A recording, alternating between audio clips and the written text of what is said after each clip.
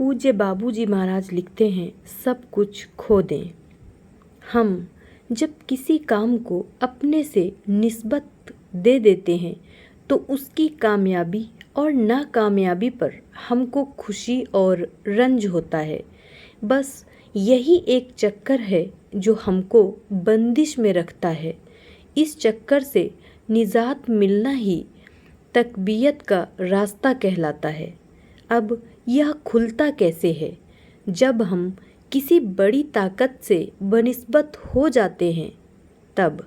अगर ईश्वर ने यह वक्त दिखा दिया और कहीं यह हालत पैदा हो गई तो फिर हम जल्द होने लगते हैं और मंजिलें पार होते देर नहीं लगती। रोना तो इसी बात का है कि कोई इस बात की कोशिश नहीं करता कि कम से कम हम बनिस्बत ही हो जाएं। अगर फना होने का हम अपने आप को मौका नहीं देते। निस्बत पैदा होने की तरकीब सेल्फ सरेंडर, आत्मसमर्पण है। यह चीज़ मुश्किल ज़रूर है, खासकर उन लोगों के लिए जिनके दिल में कोई भारी बोझ ऐसा मौजूद है कि ऊपर उठने का इस तराजू में मौका नहीं देता। फिर भी उतना ही करें जितना कि अच्छा नया सीखने वाला अपने उस्ताद के साथ करता है। सबसे पहली चीज़ यह पहली सीढ़ी सेल्फ सरेंडर की अनुशासन है।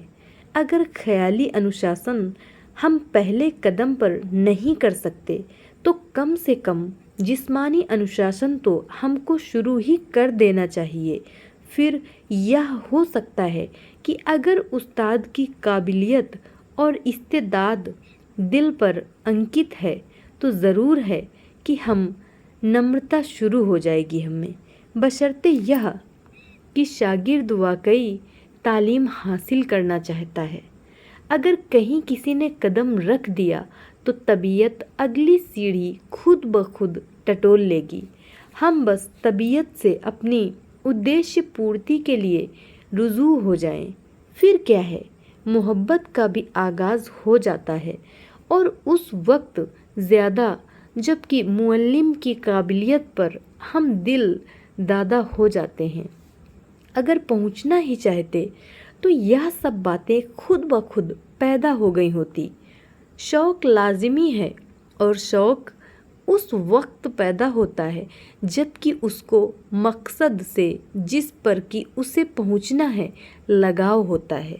यह भी है कि चंद लोग थोड़ी देर के लिए चित्त शांत करने के लिए मेरे पास बैठ लेते हैं। यह भी गनीमत है कि मैं अपने भाई को कम से कम थोड़ी देर के लिए आराम दे पाता हूँ। मगर भाई, सिर्फ इतनी ही खुशी जो कि अभ्यासी के दिल में पैदा हुई है काफ़ी नहीं है। मगर होता यही है, तजुर्बा शाहिद है। बहुत से ऐसे मिलेंगे कि जो अज़ राहे दोस्ताना व मुशफ़िकाना मुझसे ही हम किनार होने के लिए तैयार हों। ईश्वर तो बहुत बड़ी चीज़ है और भाई, मुझसे जब कोई मोहब्बत करता है तो मेरी तबीयत बड़ी तरोताज़ा हो जाती है, खुश्क चीज़ में तरावट आ जाती है। तो भाई, इतना ही मकसद किसी का क्यों होने लगा, जबकि उसके मोहब्बत करने के लिए बड़ी से बड़ी चीज़ मौजूद है। हमें तो भाई वह इंसान पूछेगा जो सब कुछ खो चुका हो या सब कुछ खोना चाहता हो। कुछ अजीब फिराक है और अजब शौक़ कि जब मैं अपने आप को खो चुका तब मैं यह चाहता हूँ कि मेरी कोई खोज करे। तो मैं समझता हूँ कि कोई अक्लमंद आदमी खोए हुए की चीज़ खोज न करेगा। और फिर कैसा खोया हुआ जिसका पता तक न रहा। मैं समझता हूँ कि मेरा यह शौक़ इसलिए दूसरों में जज्बा पैदा नहीं करता, इसलिए कि खोए हुए का शौक़ भी खोया हुआ होगा।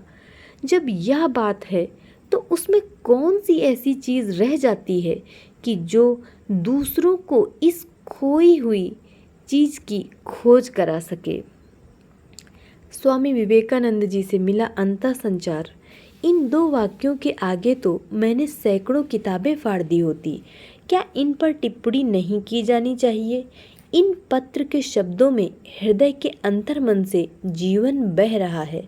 मैं ऐसा इंसान चाहता हूँ और मैं ऐसे ही इंसान की खोज में था। मैं किसी पढ़े लिखे इंसान की कब्र पर मकबरा नहीं चाहता। मुझे ऐसा इंसान मिल गया है और मैं पूरी तरह से संतुष्ट हूँ। इस मायने में कोई भी तुम्हारा मुकाबला नहीं कर सकता। विद्वानों को बाहर आने दो और अपनी दुकानें लगाने दो। तुम्हारा रास्ता अनोखा है और मुझे यह पसंद है। यह झोपड़ा आपके लिए हमेशा हाजिर है। मगर भाई, यह झोपड़ा इस कदर टूटा हुआ हो गया है कि इसमें अब कोई बैठना भी शायद पसंद न करे। इसमें नन्ही मुन्नी फुहार जो स्रोत से आती हैं, बिल्कुल सीधी आती हैं और बैठने वाला भीग ही जाता है। बस ऐसे झोपड़े में बैठने से फ़ायदा ही क्या, जिसमें फुहारों का भी बचाव हो। पूज्य लालाजी महाराज का मिला अंता संचार। इस खत का समझना मजाक नहीं। हर शख्स इसकी खूबियों को शायद न समझ सके। बिल्कुल साफ है, टेढ़ापन कहीं पर नहीं है। इबारत की खूबी ज़रूर है, लिहाजा ज़रूरी बातें पसंद करने वाले के गोश गुजार आप कर दें, अर्थात आप सुना दें। असल में तो इस खत की नकल हर एक के पास होना चाहिए और यह रोज़मर्रा का पिछला पाठ समझें। आखिरी चंद जुमले झोपड़े के बारे में हैं। वह इसका इज़ व इंकिसार है और मतलब से यह भी खाली नहीं। धन्यवाद।